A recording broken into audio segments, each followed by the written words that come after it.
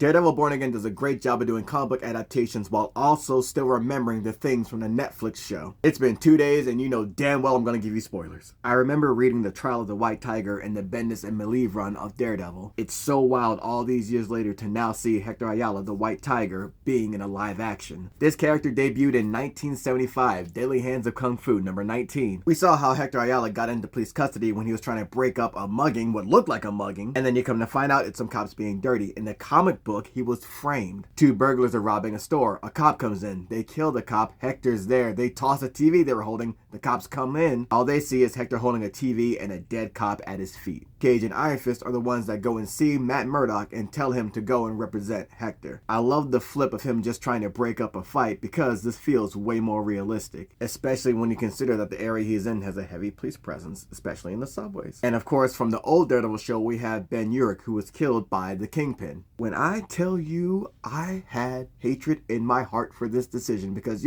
this dude, Ben Urich, is the reporter in Marvel. He's connected to so many characters. Spider-Man, Spider-Woman, J. Jonah Jameson, The Daily Bugle. I was hoping we'd see him in all the other street-level hero shows on Netflix like Luke Cage, Iron Fist, and Jessica Jones, just like Claire was, the Night Nurse. This man is that connected. He's an important part of Marvel, and they killed him on Daredevil just to show that, anybody can get it. I'm still not over that decision. But I love that we still get a Urich because we get introduced to his niece, BB Urich. In the comic books, he has a nephew named Phil Urich who also becomes a hobgoblin, a villain. But we see that BB Urich is an investigative reporter in her own right, just like her uncle was. And you can see the traces of Ben Urich in how she does her reporting. But you can see how forward BB is in her own right when she's talking to Fisk. Ben Urich is a very heavy component in the Daredevil lore. I'll probably have to do a video to show just how important Ben Urich is to the Daredevil lore and the Marvel lore. And it'd be really interesting to see BB Urich become the glue to all these other street-level heroes that may appear in Marvel Universe in her reporting. I am so happy and invested in her character being on this show. Now, back in episode 1, we know Wilson Fisk is running for mayor, and we see Matt Murdock meet up with Fisk, which feels so wild considering the years of history between these two. What I like about these guys is that even though they're both at the opposite ends of the law, they have something in common.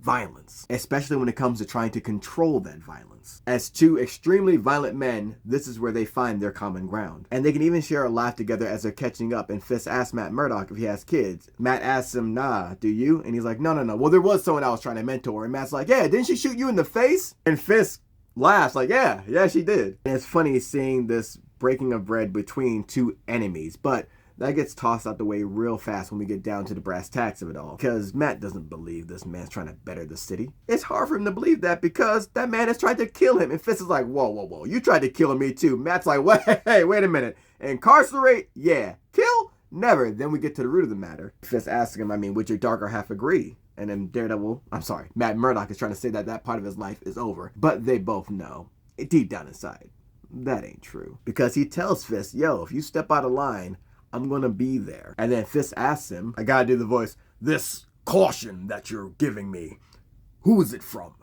Matt Murdock? Or? And Fisk tells Matt, I'm about to be mayor of the city. I'm about to run all this shit. So those days of folks running around in silly costumes, nah, we dead in that. And these are 2 violent men trying to be civil. And it seems that we have that understanding for now. And I love how disgusted Matt was that Wilson Fisk won the race to become mayor. My man said, I was taking all those ass-whippings, shootings, and stabbings for this shit? And the first thing Wilson Fisk does when he gets on national television is air out Daredevil and Spider-Man. Peter catching is straight and he hasn't even met this man yet. And I feel Matt's got to be like, I thought we were going to keep it civil. Now, the funny thing about being civil, right? When your back's against the wall, like Matt's was when he had to go and find his key witness and protect him from these corrupt cops that came to kill him and are now beating his ass down badly, a blind man, and they put a burner to your melon. This is where we see that sometimes violence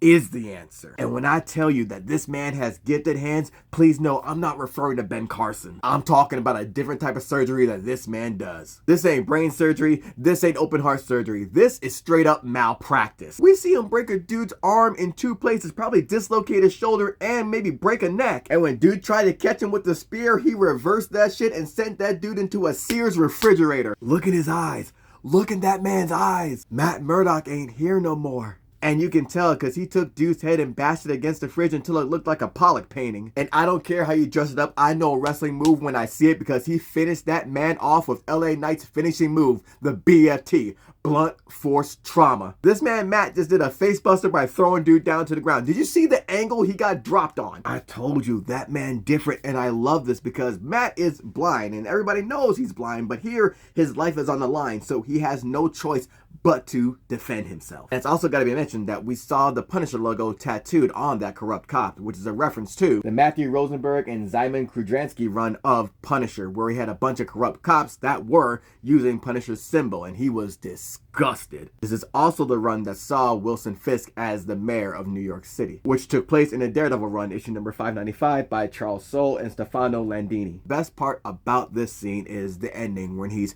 regaining his composure, putting back on his glasses, and just trying to compose himself, but just like them cracked glasses, yo, something's broken in your boy that can't get put back in. We know that Matt always tries to contain the violence within him, but whenever it escapes as if it's doing a prison break from his body, because it can't be contained, it can't be held, it breaks through, and you hear that shit. There's a writer from BMP, Chris Aiken, that said, yo, that shit be coming from his soul, and he right. That man, Matt Murdock, don't wade in the water, he wade in the fade. Now, Matt told Wilson Fisk that he wasn't that man anymore, but we see he clearly is.